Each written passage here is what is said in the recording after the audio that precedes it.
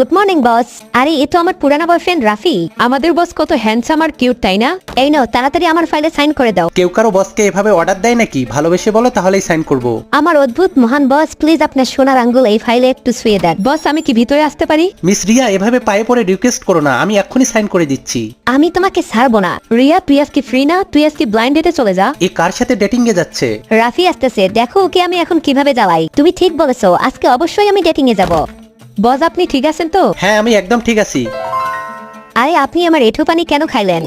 এটা first time নাকি? এর আগেও তো অনেকবার খাইছি। এই রাফি মনে হয় সবাইকে জানাই দিবে যে আগে আমি ওর গার্লফ্রেন্ড ছিলাম। রিয়া ডেটিং এ এসে দেখে যার সাথে ও দেখা করতে গেছে এটা অন্য কেউ না, এটা তো রাফি। তুমি এখানে কি করতেছো? আজকে তুমি যার সাথে দেখা করতে আসছো সেই ব্যক্তি আমি। তুমি কি আমাকে বিয়ে করতে চাও? বিয়ে করব, এজন্যই তো এখানে এসেছি। বিয়ের আগেই আমি তোমাকে বলে দিচ্ছি, তুমি কখনোই আমাকে ধোকা দিতে পারবে না, আমার বিশ্বাস কখনো ভাঙতে পারবে না। তোমাকে কথা দিচ্ছি, আমি কখনোই তোমাকে ধোকা দিব না, সবসময় সুখে রাখবো।